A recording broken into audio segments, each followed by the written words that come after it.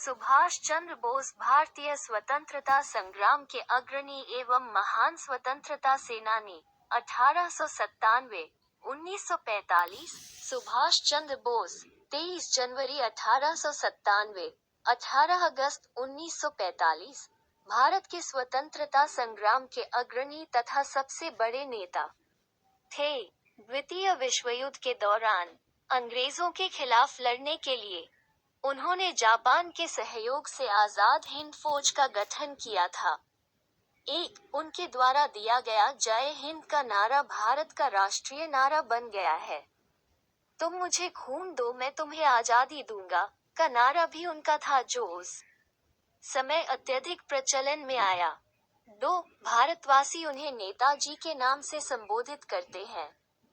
सुभाष चंद्र बोस जन्म 23 जनवरी 1897, कटक, बंगाल प्रेसिडेंसी का Odisha division.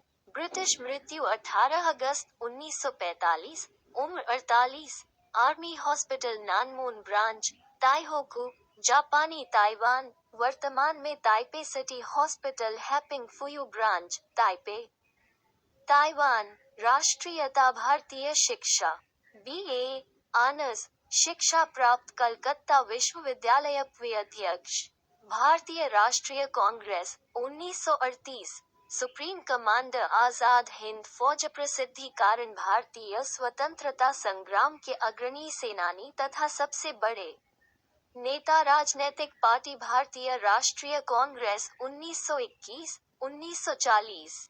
Forward block 1939, 1940। जीवन साथी एमिली शेनकल 1937 में विवाह, किंतु जनता को 1993 में पता चला। बच्चे अनिता बोस। कुछ इतिहासकारों का मानना है कि जब नेताजी ने जापान और जर्मनी से सहायता लेने का प्रयास किया था, तो ब्रिटिश सरकार ने अपने गुप्तचरों को 1941 में उन्हें खत्म करने का आदेश दिया था। नेताजी ने 5 जुलाई 1943 को सिंगापुर के टाउन हॉल के सामने सुप्रीम कमांडर के रूप में सेना को संबोधित करते हुए दिल्ली चलो का नारा दिया और जापानी सेना के साथ मिलकर ब्रिटिश व कॉमनवेल्थ सेना से बर्मा सहित इम्फाल और कोहिमा में एक साथ जमकर मोर्चा लिया।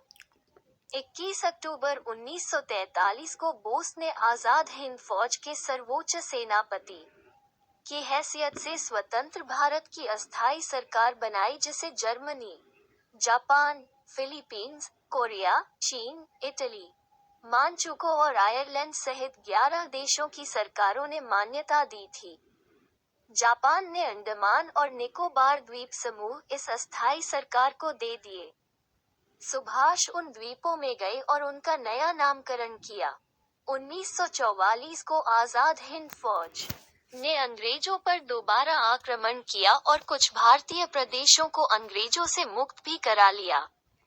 कोहिमा का युद्ध 4 अप्रैल 1944 से 22 जून 1944 तक लड़ा गया एक भयंकर युद्ध था। इस युद्ध में जापानी सेना को पीछे हटना पड़ा था और यही एक महत्वपूर्ण मोड़ सिद्ध हुआ। 6 जुलाई 1944 को उन्होंने रंगून रेडियो स्टेशन से महात्मा गांधी के नाम एक प्रसारण जारी किया, जिसमें उन्होंने इस निर्णायक युद्ध में विजय के लिए उनका आशीर्वाद और शुभकामनाएं मांगी। 4 नेताजी की मृत्यु को लेकर आज भी विवाद है। 5 जहां जापान में प्रतिवर्ष 18 अगस्त को उनका शहीद दिवस धूमधाम से मनाया जाता है, वहीं भारत में रहने वाले उनके परिवार के लोगों का आज भी यह मानना है कि सुभाष की मौत 1945 में नहीं हुई। वे उसके बाद रूस में नजरबंद थे। यदि ऐसा नहीं है तो भारत सरकार ने उनकी मृत्यु से संबंधित दस्तावेज अब तक सार्वजनिक नहीं किए, क्योंकि नेताजी की मृत्यु नहीं हुई थी। 16 जनवरी 2014 गुरुवार को कलकत्ता उच्च न्यायालय ने नेताजी के लापता होने के रहस्य से जुड़े खुफिया दस्तावेजों को सार्वजनिक करने की मांग वाली जनहित याचिका पर सुनवाई के लिए विशेष पीठ के गठन का आदेश दिया। 7 आजाद हिंद सरकार के 75 वर्ष पूर्ण होने पर इतिहास में पहली बार वर्ष 2018 में भारत के प्रधानमंत्री नरेंद्र मोदी ने लाल किला पर तिरंगा फहराया। 23 जनवरी 2021 को नेताजी की 125वीं जयंती है, जिसे भारत सरकार के निर्णय के तहत पराक्रम दिवस के रूप में मनाया गया। 8 सितंबर 2022 को नई दिल्ली में राजपथ, जिसका नामकरण कर्तव्य पथ किया गया है, पर नेताजी की विशाल प्रतिमा का अनावरण किया गया।